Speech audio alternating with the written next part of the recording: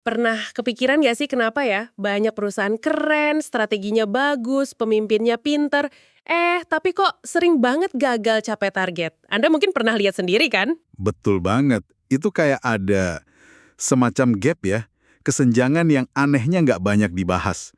Seringkali bukan karena strateginya salah loh. Justru dia pelaksanaannya ya. Nah, itu dia pelaksanaannya. Istilahnya the gap nobody knows. Masalahnya seringkali di kemampuan organisasinya itu sendiri, atau ya pemimpinnya gitu dalam menjalankan rencana. Oke. Nah, di penelusuran kita kali ini, kita mau coba gali lebih dalam soal ini. Kita bakal banyak merujuk ke buku yang cukup berpengaruh, judulnya Execution, The Discipline of Getting Things Done. Iya, buku ini menarik banget karena dia bilang eksekusi itu bukan sekedar taktik biasa, tapi sebuah disiplin Disiplin, maksudnya gimana tuh? di semua level. Kalau mau benar-benar unggul dan bertahan lama, ini bukan kerjaan yang bisa dilempar gitu aja. Oke. Jadi buat Anda, pendengar, harapan kita sih diskusi ini bisa kasih gambaran praktis ya. Gimana caranya biar rencana itu nggak cuma keren di atas kertas, tapi beneran jadi hasil nyata.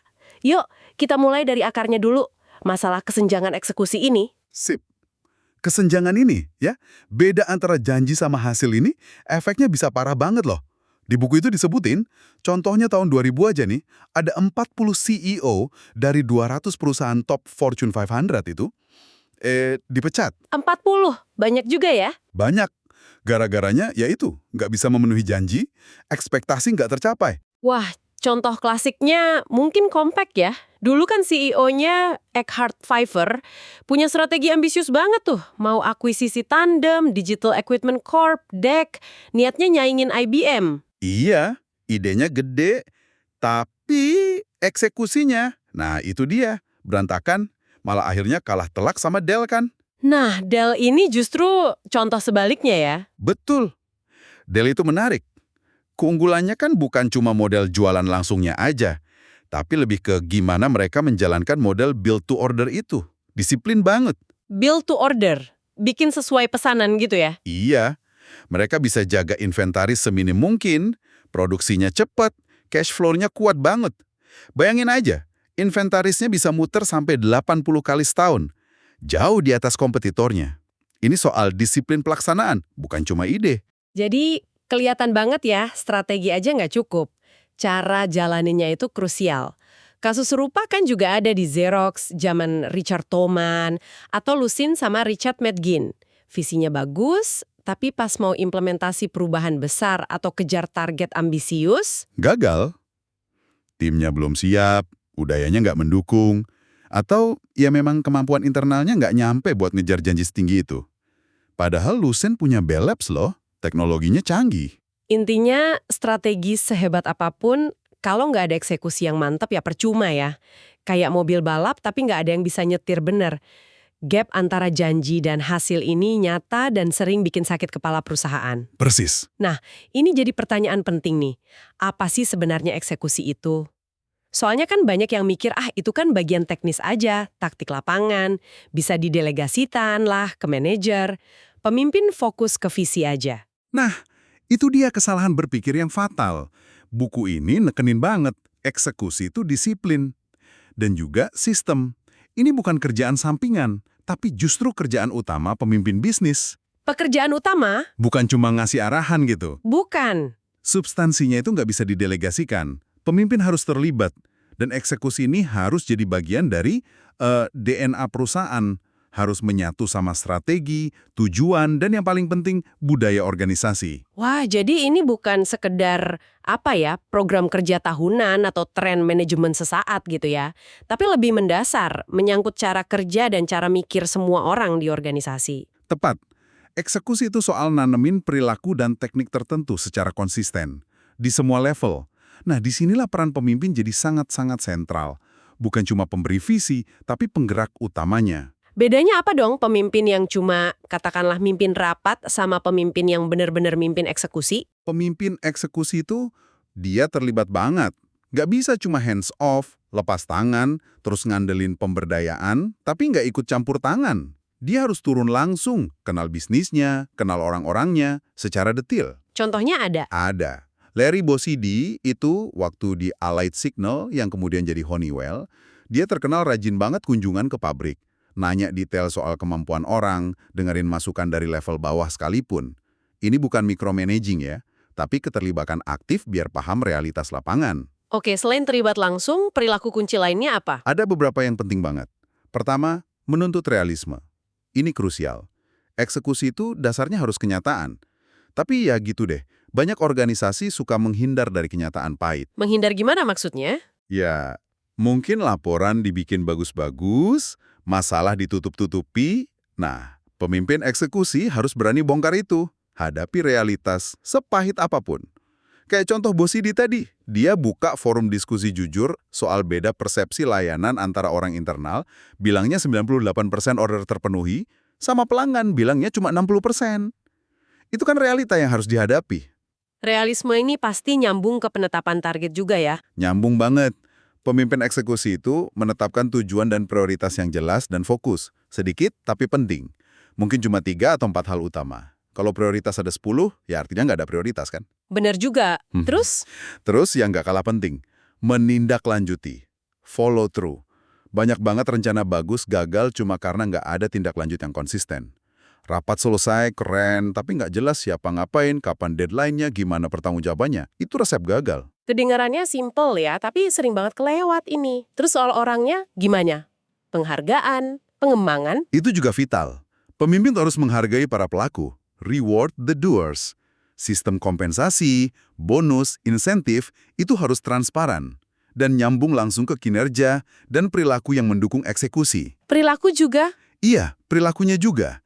Dan perlu berani juga buat bedain. Diferensiasi yang jelas antara yang performanya tinggi sama yang rendah. Nggak bisa semua dianggap sama. Selain itu, pemimpin juga harus jadi pelatih, coach, bantu orang berkembang. Caranya?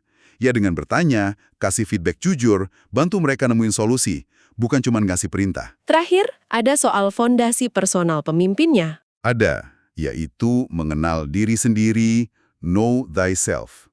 Pemimpin itu butuh emotional fortitude, ketangguhan emosional.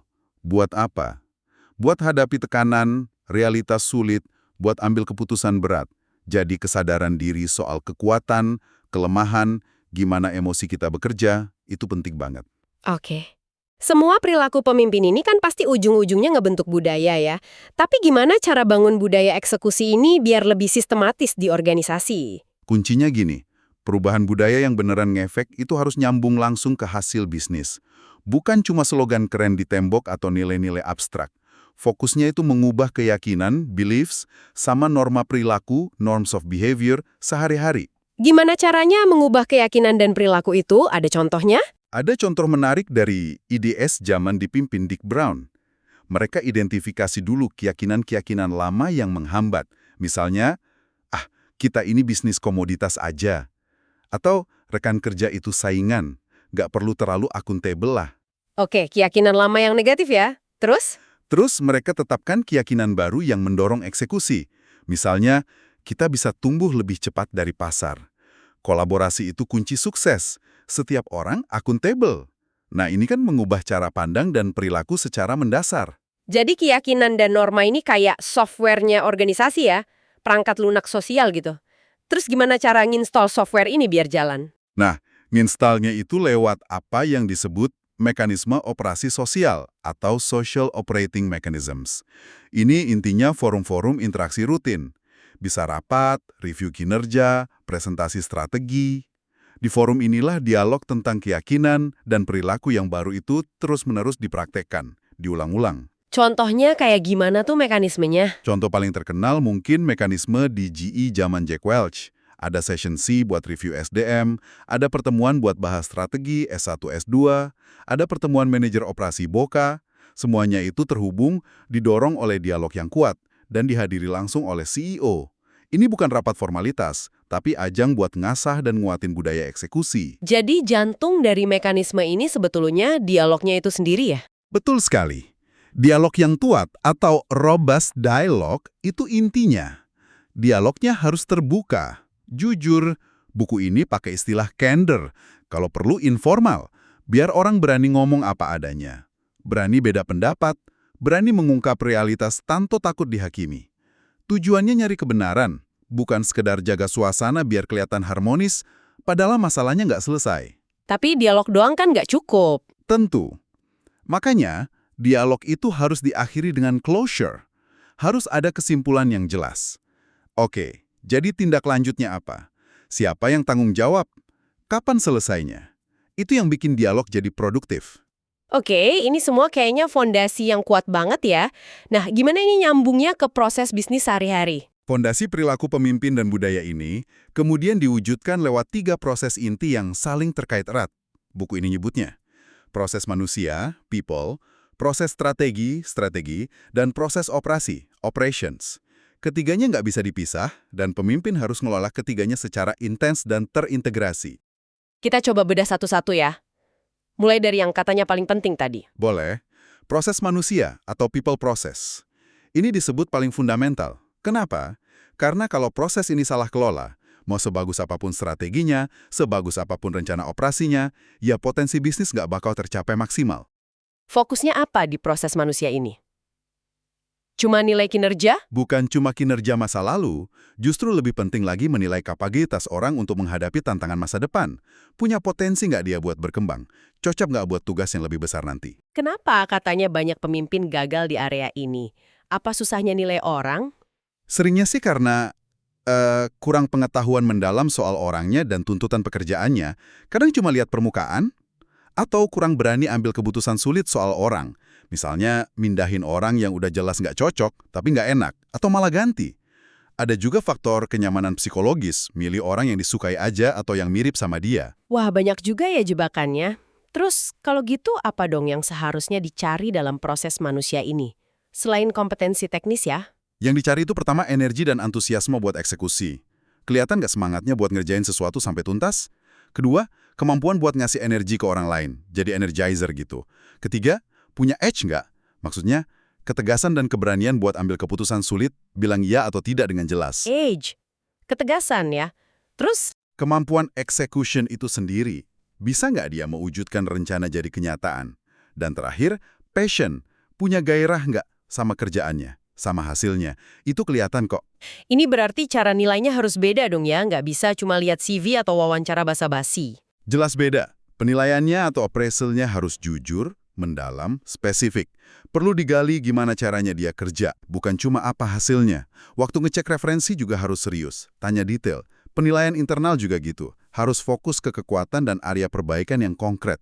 Ada cara biar lebih objektif? Ada, misalnya pakai dialog multipandangan dalam forum talent review. Jadi orang dinilai nggak cuma sama atasannya langsung, tapi juga didiskusikan sama pemimpin lain. Kayak yang dipraktikkan di Honeywell, MRR, atau Baxter. Ini bantu banget mengurangi bias. Oke, menarik. Nah, setelah fondasi manusianya kuat, kita ke proses strategi. Gimana biar efektif? Proses strategi yang bagus itu nggak cuma menghasilkan dokumen rencana panjang yang tebal, tapi harus bisa jawab pertanyaan, gimana caranya, kita mencapai tujuan? Bukan cuma apa, what's tujuannya? Harus realistis juga ya? Harus banget realistis. Harus mempertimbangkan kemampuan organisasi, terutama orang-orangnya tadi. Dan harus nyambung langsung sama rencana operasional jangka pendek. Nggak ngawang-ngawang. Terus siapa yang paling pas buat punya strategi ini? Tim perencana khusus di pusat? Justru nggak disarankan begitu. Strategi itu harusnya dimiliki sama orang lini, sama para pelaksananya langsung.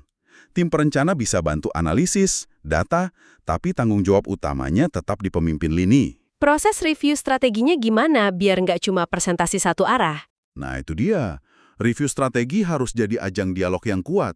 Bukan cuma dengerin presentasi, tapi benar-benar nguji asumsi, ngebahas isu-isu kritis yang mungkin nggak enak, mastiin nyambung nggak sama kemampuan orang dan rencana operasi. Dan ujungnya harus ada closure yang jelas soal tindak lanjutnya. Pertanyaan-pertanyaan kunci apa aja sih yang perlu dijawab dalam proses strategi ini? Ya macam-macam ya. Misalnya, lingkungan eksternal lagi gimana nih? Trennya apa? Siapa pelanggan kita sekarang dan ke depan? Kebutuhannya apa? Gimana cara kita bisa tumbuh profitable? Apa aja hambatannya? Siapa pesaing utama kita? Gimana kira-kira respon mereka sama langkah kita? Terus, yang penting, mampu nggak organisasi kita ngejalanin strategi ini? Apa aja milestones atau tonggak pencapaian pentingnya? Gimana kita nyeimbangin target jangka pendek sama jangka panjang? Dan apa isu paling kritis yang harus kita hadapi sekarang? Wah, banyak juga yang perlu dibahas mendalam. Terakhir nih, proses operasi. Gimana ini nyambungin semuanya? Proses operasi inilah jembatannya. Dia nyambungin strategi jangka panjang dengan kemampuan orang tadi dengan target-target jangka pendek yang konkret. Biasanya dalam siklus 1 tahunan. Isinya ya program-program spesifik. Contoh programnya? Ya misalnya rencana peluncuran produk baru, rencana pemasaran detail, target produksi, inisiatif buat ningkatin produktivitas, sampai alokasi sumber daya. Semuanya dirinci di sini. Gimana cara mastiin rencana operasi ini realistis, nggak cuma angka di atas kertas? Nah, kuncinya rencana operasi ini harus dibangun di atas asumsi-asumsi yang udah diperdebatkan secara terbuka dan jujur di proses strategi tadi. Asumsi soal pasar gimana, ekonomi gimana, perilaku pelanggan kunci gimana. Targetnya juga nggak bisa cuma asal naik dari tahun lalu. Harus lihat kondisi pasar, outside in, dan arahan strategis dari atas, top down. Fokusnya juga ke hasil nyata kayak margin kotor, bukan cuma omset. Tujuan utamanya itu sinkronisasi. Mastiin semua bagian, marketing, sales, produksi, finance, geraknya barengan, selaras. Proses ini juga maksa organisasi buat bikin pilihan sulit, trade-offs. Trade-offs? Contohnya? Ya, misalnya milih antara investasi buat masa depan atau ngejar target kuartalan yang mepet, atau ngalokasiin dana atau orang ke unit bisnis A atau B. Nah, produktivitas yang terus-menerus ditingkatkan, itu jadi sumber daya penting buat bisa biayain pilihan-pilihan ini. Biar rencana ini tetap relevan dan jalan terus, perlu ada review rutin gitu ya? Perlu banget. Review operasi berkala, misalnya tiap kuartal.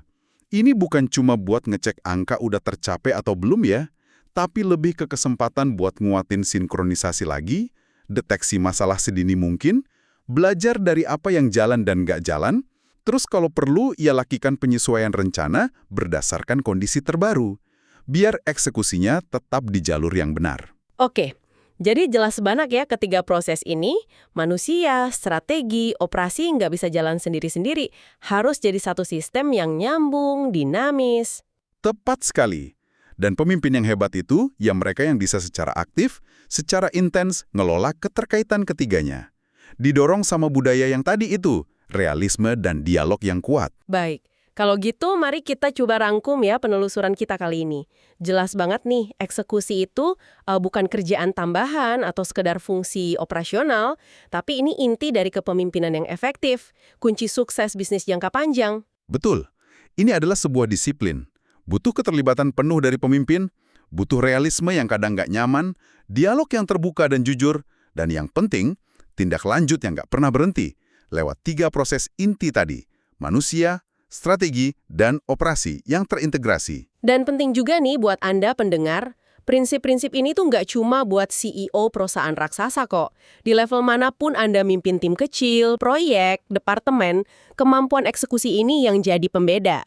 Paham dan menerapkan disiplin ini, wah itu bisa jadi keunggulan kompetitif Anda. Setuju banget. Ini berlaku universal. Sepahit apapun itu. Coba deh Anda renungkan sejenak. Di kerjaan atau proyek Anda sekarang, ada nggak sih satu realitas mungkin sesuatu yang agak nggak nyaman, yang selama ini agak dihindari buat dibahas terbuka, yang kalau dihadapi lebih jujur sebetulnya bisa banget ningkatin kualitas eksekusi Anda atau tim Anda? Pertanyaan menarik tuh. Dan kalau ada, kira-kira langkah kecil apa ya yang bisa Anda mulai ambil buat memantik dialog yang lebih jujur, lebih kuat soal hal itu? Coba direnungkan ya.